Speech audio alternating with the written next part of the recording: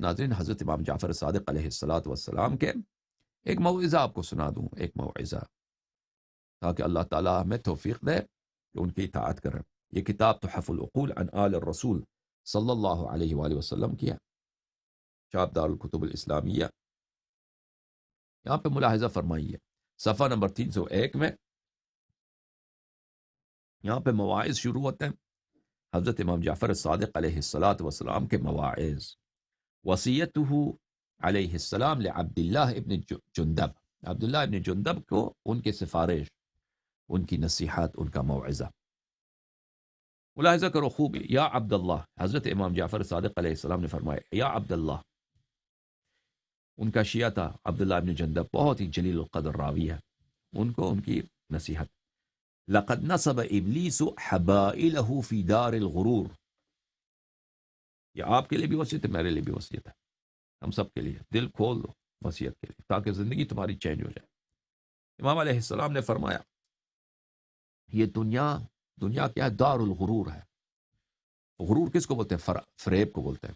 دنیا فریب کا ایک ٹھکانہ ہے، فریب کا ایک گھر ہے، یعنی دنیا ایسا فریبی چیز ہے کہ دنیا کے پیچھے جاؤ گے تو دنیا تم سے بھاگتا جائے گا، دنیا سے دور ہو جاؤ گے دنیا تیرے پیچھے آتے رہے گی، ٹھیک ہے نا؟ دنیا ایسی چیز ہے، اس میں مسرت بہت کم ہے دنیا میں، اس میں عیش بہت کم ہے، اس میں تعب بہت زیادہ ہے، تعب بہت زیادہ ہے، انسان تعب اٹھاتا ہے، تعب بولتے ہیں تھکن کو، زحمت کو، زحمت بہت زیادہ ہے دنیا میں، عیش بہت کم ہے۔ یہ دنیا آپ کو عیش کا وعدہ دیتا ہے اور آپ سے تھکن مانگتا ہے، اور بہت دفعہ ہوتا ہے کہ عیش آپ کو ملتا بھی نہیں ہے۔ وعدہ تو کرتا ہے عیش کا کہ میں تجھے مسرت دوں گا، عیش دوں گا، تم تھکن اٹھاؤ، تو انسان دنیا کے لیے تھکن اٹھاتا ہے، زحمتیں اٹھاتا ہے، زندگی اپنی اسی میں صرف کرتا ہے، تو پھر آخر میں عیش کبھی ملتا ہے کبھی ملتا بھی نہیں ہے، اور اکثر میں نہیں ملتا، اکثر میں نہیں ملتا، ٹھیک ہے نا؟ اور پھر ختم ہو جاتا ہے آخر میں، ایک دفعہ وقت ختم، ایک دفعہ ہے کہ وقت ختم، پھر انسان مر جاتا ہے، اس دنیا سے چلا جاتا ہے، پھر اس کی ساری محنتیں برباد، ٹھیک ہے نا؟ تو دنیا کیا ہے؟ دنیا دار الغرور ہے، دنیا فریب کا ٹھکانہ ہے، فریب کا ٹھکانہ ہے۔ دنیا کیا ہے؟ دنیا دار الغرور ہے، دنیا فریب کا ٹھکانہ ہے۔ یا عبداللہ لقد نصب ابلیس حبائلہ، حبالہ بولتے ہیں ٹریپ کو، ٹریپ کیا بولتے ہیں؟ ٹریپ کس کو بولتے ہیں؟ اردو زبان میں دام بولتے ہوں گے، مجھے نہیں معلوم کیا بولتے ہیں اردو زبان۔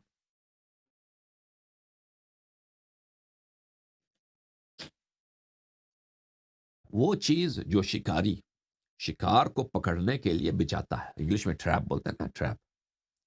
مثلا آپ نے شکار کرنا ہے ہرن کو زندہ، اگر ہرن کو زندہ شکار کرنا ہے تو اس کے لیے ٹریپ رکھنا ہوگا، دام، اردو فارسی زبان میں دام بولتے ہیں، ٹھیک ہے نا؟ وہ رکھیں گے ایک جگہ پہ، ہرن جب آئے گا اس کو پیر رکھے گا، قدم رکھے گا، تو وہ ہرن کو پکڑ لے گا ایک دفعہ، پھر ہرن جو ہے بھاگ نہیں سکے گا، پھر آپ جائیں گے ادھر دیکھیں ہرن زندہ ادھر پڑا ہوا ہے، ٹھیک ہے، بھاگ نہیں سکتا، اس کو بولتے ہیں ٹریپ۔ اچھا، ابلیس نے اپنے ٹریپس بچائے ہیں اس دنیا میں، یہ دنیا جو فریب کا ٹھکانہ ہے، یہ دنیا جس میں ہم رہ رہے ہیں، یہ فریب کا ایک گھر ہے، دھوکے کا ایک گھر ہے، اس میں ابلیس نے جگہ جگہ ہر طرف ٹریپس بچائے ہیں پکڑنے کے لیے۔ کس کو پکڑنے کے لیے؟ فما یقصد فیہا الا اولیاءنا، ابلیس کا ہدف صرف ایک ہے، ہمارے شیعوں، ہمارے اولیاء، ہمارے محبین کو، کسی اور سے اس کو کام ہی نہیں ہے ابلیس کو، دوسرے تو ویسے بھی جہنمی ہیں، دوسرے تو ویسے بھی وہ جہنمی ہیں، ان کا نہ توحید صحیح، نہ نماز، کچھ بھی صحیح نہیں، ٹھیک ہے نا؟ ٹریپس بچائے ہر جگہ، خوبصورت لڑکی ہے، مثلا گناہ ہے، شراب ہے، بے نمازی ہے، توبہ ہے، حرام ہے، شہرت طلبی ہے، ریاست طلبی ہے، ثروت طلبی ہے، ٹھیک ہے نا؟ ٹریپس ہر جگہ بچائے ہوئے ہیں، ٹریپس ہر جگہ بچائے ہوئے ہیں۔ ابلیس نے بہت محنت کیا ہوا ہے، ہر طرح سے ٹریپ پہ ٹریپ رکھ رہا ہے، اور وہ آپ کو دیکھ رہا ہے کہ آپ اس کا شکار ہو، آپ کے شکار کے لیے کہ آپ کس طرف جاؤ گے، ادھر آپ کے لیے ٹریپ رکھ دے، اور ابلیس کا سارا ہدف فما یقصد الا اولیاءنا، ابلیس صرف ہدف بناتا ہے کس کو؟ ہمارے شیعوں کو. ہاں وَلَقَدْ جَلَّتِ الْآخِرَةُ فِي أَعْيُنِهِمْ حَتَّى مَا يُرِيدُونَ بِهَا بَدَلًا. لیکن ہماری اصلی شیعہ کون ہے؟ ہمارے اصلی چاہنے والے کون ہیں؟ ہمارے اصلی چاہنے والے وہ ہیں کہ جن کے آنکھوں میں آخرت، جنت، حوض کوثر، اعراف، رسول اللہ صلی اللہ علیہ وسلم کی صحبت، امیر المؤمنین علیہ السلام کی شفاعت، حضرت امام جعفر صادق علیہ السلام کی رضا، ان کی تبسم روز قیامت، ان کی آنکھوں میں، ان کے دلوں میں اتنا عظیم ہے، ان کی نظر میں اتنا عظیم ہے کہ وہ دنیا کو دیکھتے ہی نہیں ہے. وَلَقَدْ جَلَّتِ الْآخِرَةُ فِي أَعْيُنِهِمْ، آخرت ان کی آنکھوں میں اتنی عظیم ہے، ہمارے شیعوں کے آنکھوں میں اتنے تقویٰ ہیں.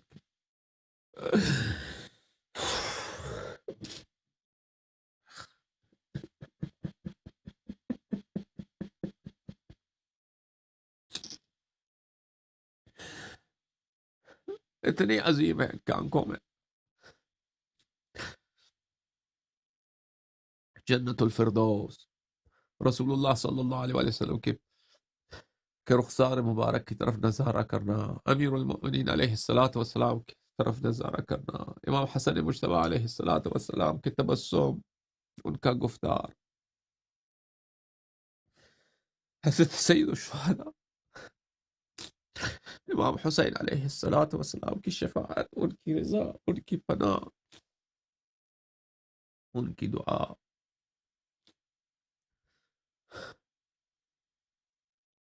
جلت الآخرۃ فی اعینہم، ان کی آنکھوں میں جنت اور آخرت اتنا عظیم ہے، حتی ما یریدون بها بدلا، کہ ہمارے شیعہ جنت سے کسی چیز کا معاوضہ نہیں کرتے، حوض کوثر سے کسی چیز کا معاوضہ نہیں کرتے.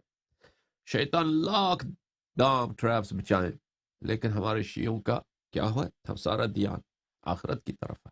ٹھیک ہے، کیا آپ ان کے شیعہ ہیں؟ کیا آپ اسی طرح ہیں؟ میں تو اس طرح نہیں ہوں. اللہ کرے کہ ہم اس طرح بن جائیں، اللہ کرے ہم اس طرح بن جائیں. اللہ تعالیٰ ہمیں توفیق دے کہ ہم آخرت سے غافل نہ ہو جائیں، طلب جنت سے غافل نہ ہو جائیں، حوض کوثر پہ شرمندہ ہونا، حوض کوثر سے بگائے جانا،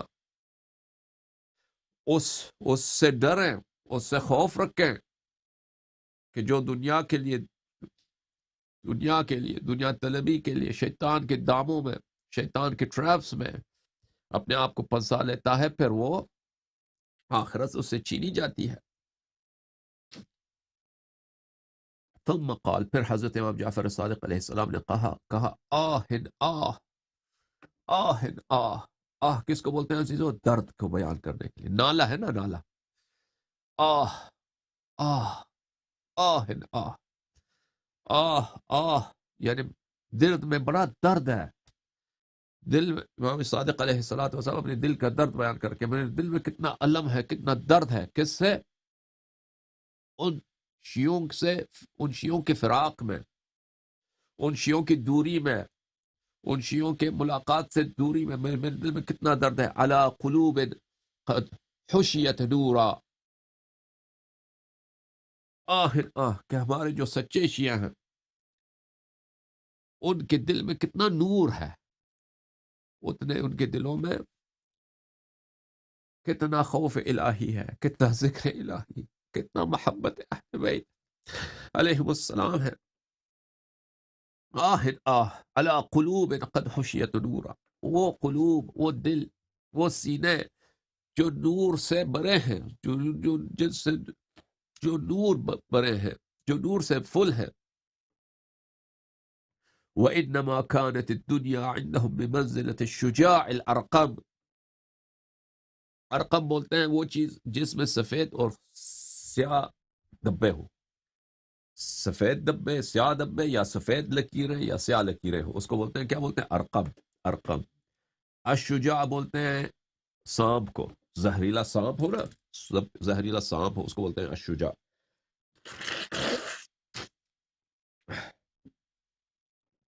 على قلوب خشيت نورا وإنما كانت الدنيا عندهم بمنزلة الشجاع الأرقم.